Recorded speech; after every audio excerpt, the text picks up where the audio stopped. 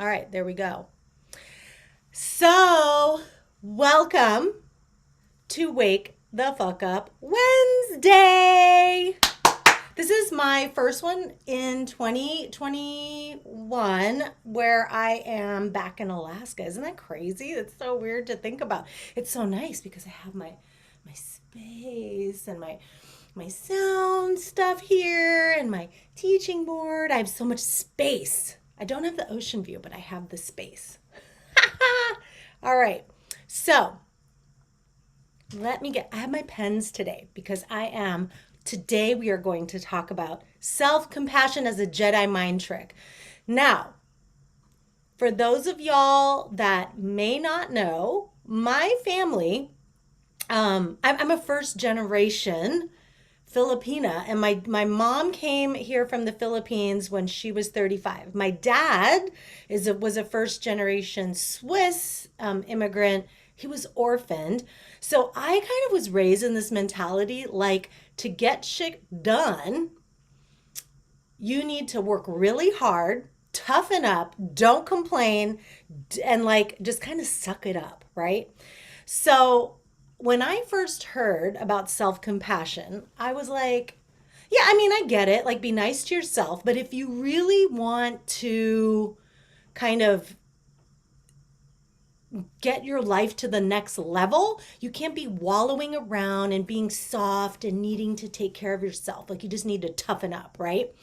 And so I was intrigued though. Being Buddhist, I'd heard about Chris Germer and Kristen Neff, who are also Buddhist psychologists, who had created a mindful self compassion program. And I was like, what the fuck is that? Because in Buddhism, you really focus on other people and not so much yourself.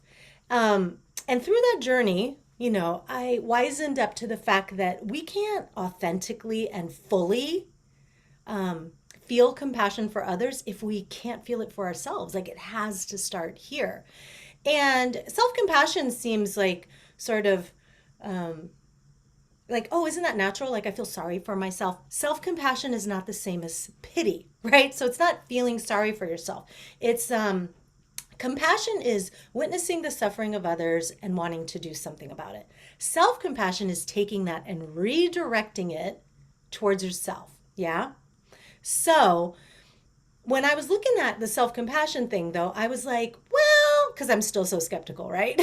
I'm like, no, like, and in my career as a climbing guide, 10 years, it was like, you did not like get to the peak by being like, oh, I need to take care of myself, right?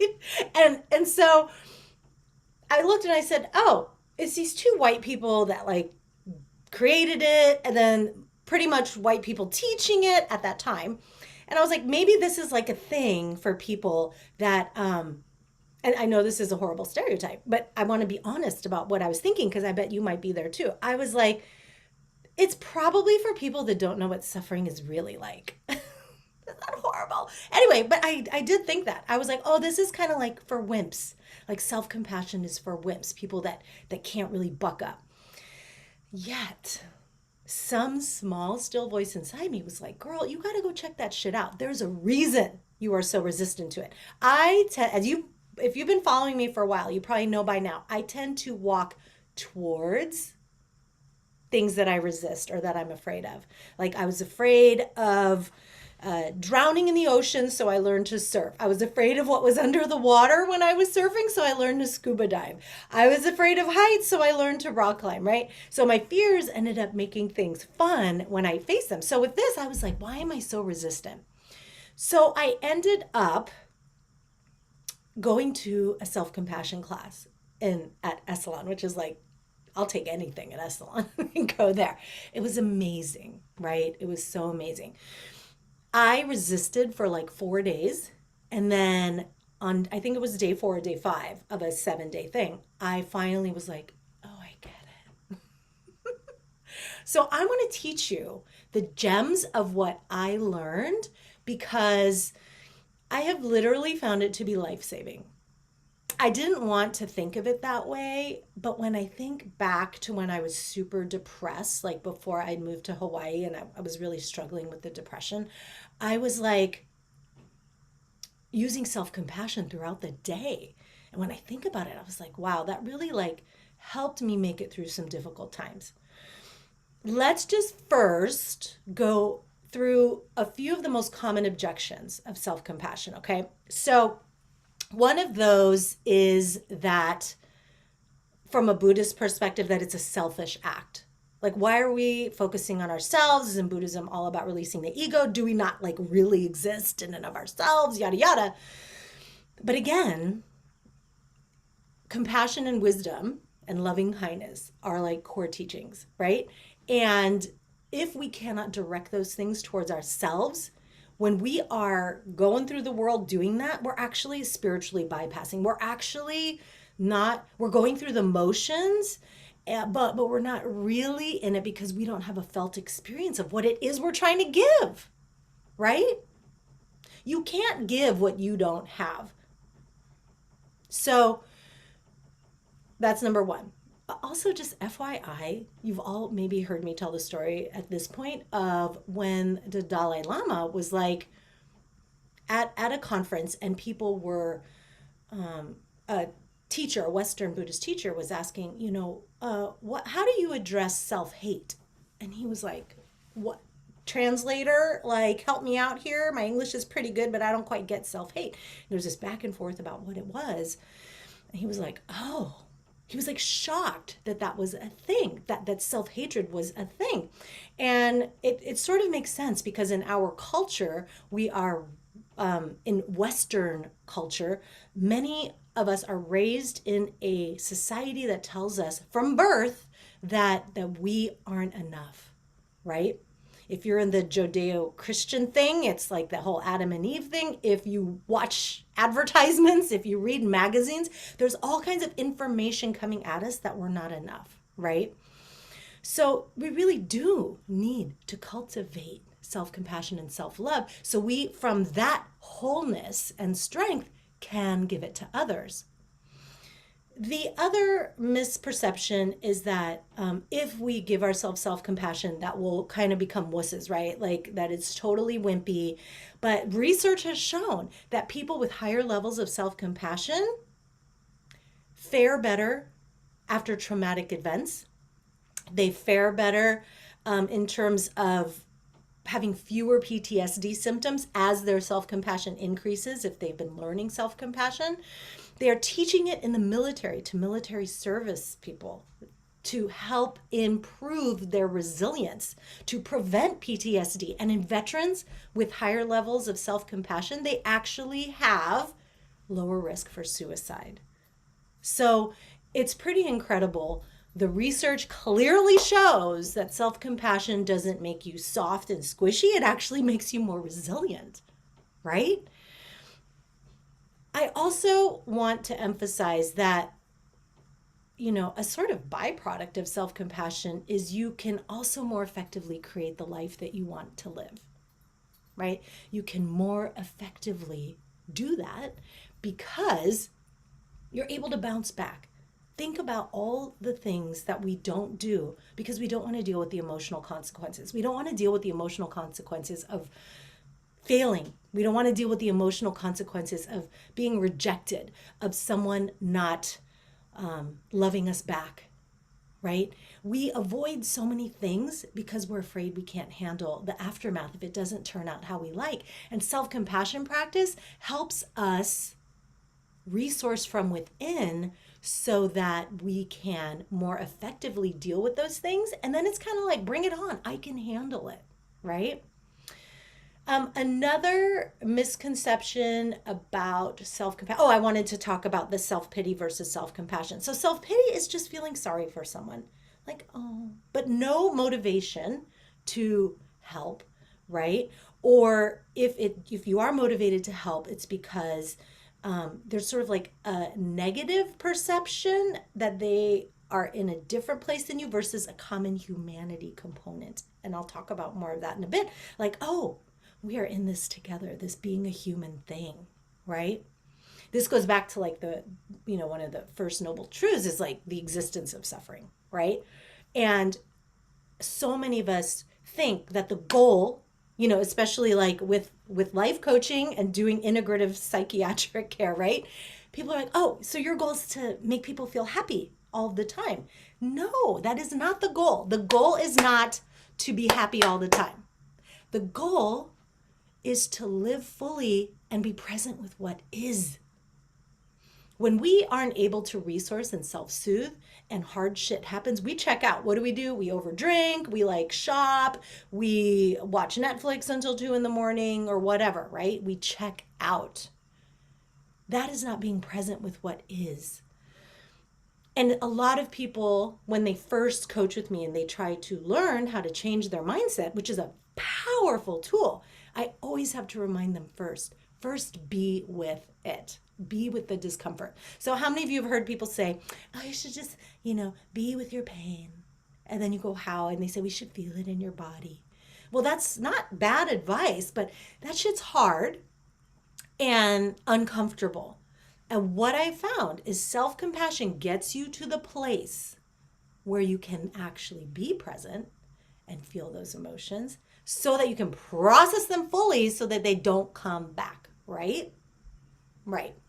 So I want to teach you why self-compassion works and some tips. We're taking a whole month of doing this in Freedom School.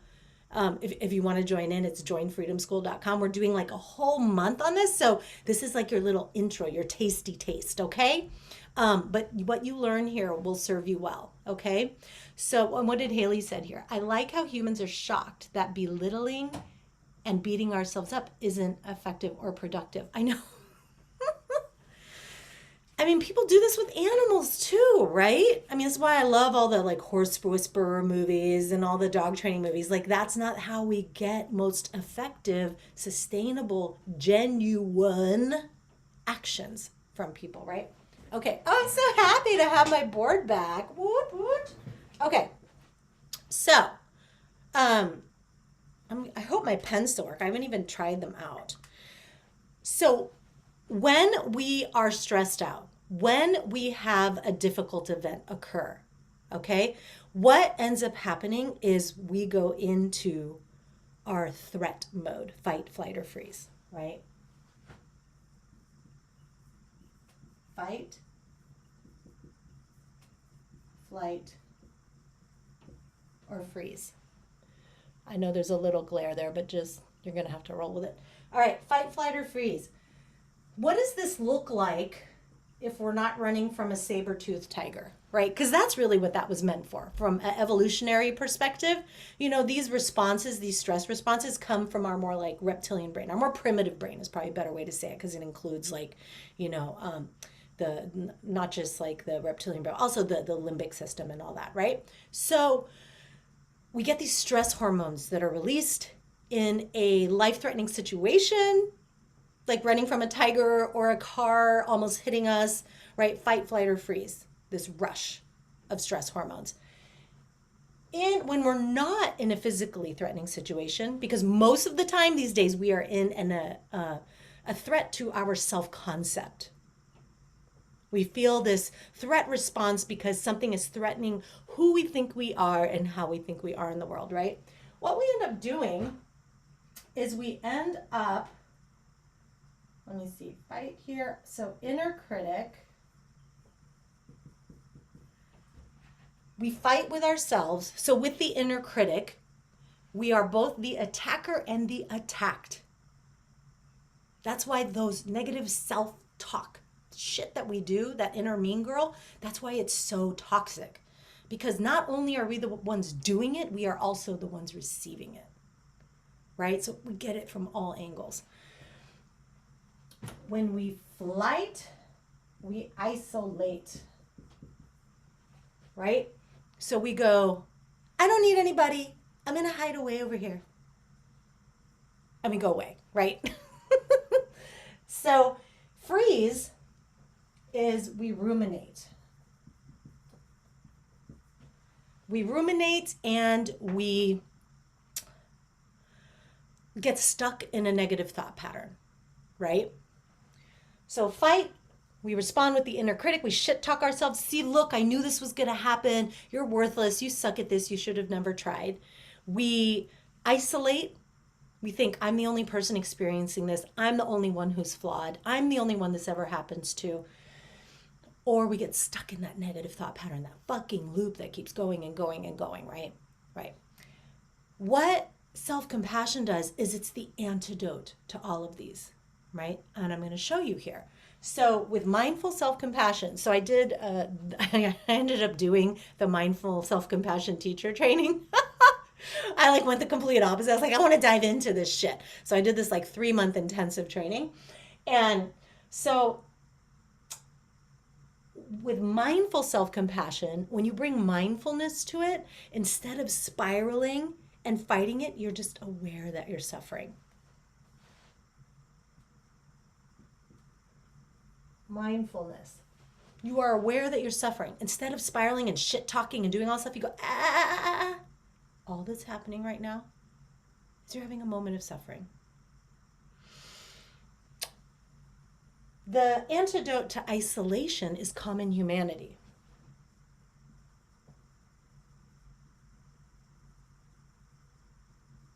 So instead of thinking, I'm the only one, we end up seeing that we're actually not alone. There's so many other people suffering the way we are. And this is not to belittle your suffering. This is to help you realize this comes with being born in a freaking body. This comes with being born this way in this human incarnation, right? That suffering's part of the dealio. So the common humanity is, there's the story of the woman who brings her child who died to the Buddha, and she says, please bring him back to life. And he goes, sure, go around, get me a mustard seed from a house that, and she goes, oh, I can do that. And he goes, but from a household that has not experienced death. And to make a somewhat long story short, she comes back and she is like, you're right. There's nobody that hasn't experienced this, right? So you're not alone. Lastly, the ruminating, instead of the getting stuck,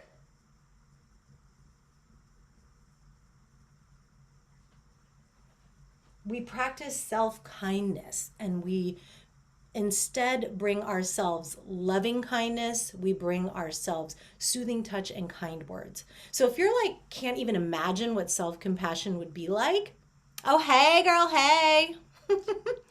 If you can't even imagine what self-compassion would like, just think about it like if your friend came up to you and was like, I just got fucking fired, or my partner just broke up with me, right? You wouldn't be like, well, of course they did, because you're kind of a bitch. You'd be like, fuck, that sucks. Come here. What can I do for you? Right? You'd probably give them a hug. You'd probably tell them how amazing they are and how it's going to be okay. And you might tell them a story about how that happened to you too. But what do we do to ourselves when that shit happens? Ooh, it's so bad, right? We like totally shit on ourselves.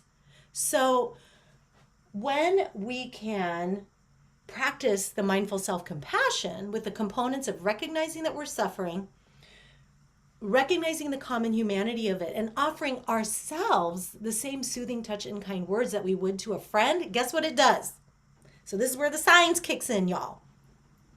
It takes us out of fight, flight, or freeze. It takes us out of that stress response, and it brings us to our more wise mind, our more compassionate mind, our more loving kindness mind. And I don't know about you, but when I make decisions from a fear place, it always ends up biting me in my ass, right? But when I can give myself self-compassion, I get out of fight, flight, or freeze mode. I can process the stressful event, and then I bring it back to, okay, now from this place, I can resource and figure out what to do next, right? Okay. So I want to, in the last few minutes we have left, I want to give you my favorite practice. Well, there's actually 3 favorite practices, but this one kind of has everything all together, okay? So what I'm going to teach you next, that we're going to end off with, because I saw some people just popped on, where I'm going to teach you a practice that addresses all 3 of these things. Okay, so let's do this. And I want to show you that you can do this quickly. It's not like you have to be like, stop, I'm going to go sit on my meditation cushion and do some self compassion. I do this in the car when someone cuts me off. I do this when someone is super rude to me. Like when someone pushed me on the effing plane, like some guy pushed me. I was like, ooh, girl. So, I mean, you can do this kind of quickly in the moment, okay? So here's what I do. Think of a difficult situation. Not something that's like a 10 out of 10, like not some deep unhealed trauma, but something that makes you uncomfortable, like a 6 or a 7. If you are thinking of that and not having any kind of physical response, like a tightening or a constriction or a stress response, try to kick it up a notch and think of something a little bit more, right? So I'm going to use, why don't I use the example of the guy like pushing me on the plane? So this guy came up from the back of the plane and was rushing, and was just flying to Hawaii, moving there. So I had Maya, I had the dog. I was not with Ty, so I was, having all kinds of shit. And the guy was like getting impatient and literally pushed me. And I like turned around and I was like, "Did you just push me?" And he's like, "You're taking too long." And thank goodness this like amazing Russian woman behind me, she's like, "This is not even his turn. He came from the back of the plane. He is supposed to be sitting down. You should go sit down. I can't believe you just pushed a woman with children." So and I was like, "Yeah, lady, thanks for having my back." But anyway, I was like, I have so much trigger from being physically experiencing physical aggression from being abused as a kid, right? So when that happened, I was just like, come on, like I was ready to go, right? So here's what I can do, right? And here's what I did. So mindfulness. I am so triggered right now. So for you, you have that event. Just recognize that that's a form of suffering. It's not that you shouldn't be feeling bad. It's not that you shouldn't be feeling awful. This is what humans do. We suffer, right? Not all the time, but a normal life has suffering probably like half the time, or at least not feeling amazing half the time, right? This is part of being human, interacting with others, living in a global like society, right? So, and you can say to yourself, just acknowledge the suffering. And I usually say to myself, this is hard, or I'm really scared right now, or that sucked, right? And then we think of the common humanity, right? I think I'm not alone. There are women whose people that they love and trust do this to them, right? They like, people are so stressed out right now with COVID and having to wear a mask on the plane and all kinds of stuff. Like, I'm not alone in my suffering. A lot of painful things are happening to a lot of people in the world, right? And I usually say to myself, you're not alone. This is part of being a human. This is part of this wild, wild world and this wild, wild being born in a body experience. So then you can think, remember, your difficult event, that's hard. And you're not alone. This is part of the human experience. You're not alone. Whoa, sorry. Then, lastly, is the soothing touch and the soothing words. And there are so many different ways that you could offer yourself a soothing touch. I like to put my hand over my heart sometimes too. Sometimes a hand on the belly. Sometimes I like to do this like soothing touch on my face or on my arms, or I just hug myself. And you may think that's another false perception of self-compassion, is that if we touch ourselves and soothe ourselves, that it's not the same, that we actually need a hug from someone else to have those positive emotions. No, the studies have shown the hormones get released when we soothe ourselves, when we touch ourselves gently. Some people like to hold their hands and put them in the lap. You can experiment with that.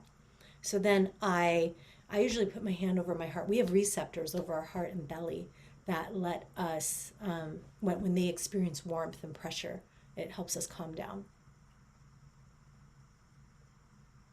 So let's just go through that one more time. So you have a difficult event happen. You recognize your suffering. I'm so sorry, Anna. That's fucking hard. I'm not alone. I'm not the only one suffering right now. This is part of the human experience. And soothing touch, and then kind words. I'm so sorry you're going through this. And I usually ask myself, what do you need right now? I might say, I need a hug, or I need to go for a swim, or I need to go for a hike, or I need to call my friend and go for a walk. Right? What do I need right now? So those are the three components. Those are the three antidotes. And this is just one of dozens of self-compassion practices. So if that doesn't resonate for you, that doesn't mean self-compassion's not for you. There are literally dozens of self-compassion practices that you could choose from. Okay? All right, my friends. So if you want to dive into this right now, we just started in Freedom School a whole month on self-compassion. So go to joinfreedomschool.com. We got the shit going on in there. We'll do weekly calls. We will dive deep into this. But no matter what, please use this self-compassion practice, okay? Please use it. It is so important for you to learn some form of this so that you can make the most of this precious life and not live a life of no regrets, really, right? Because then we know how to self-soothe, and we're not running from a world because we want to avoid some type of emotional suffering when we have within us what it takes, okay? May it be a benefit. Bye.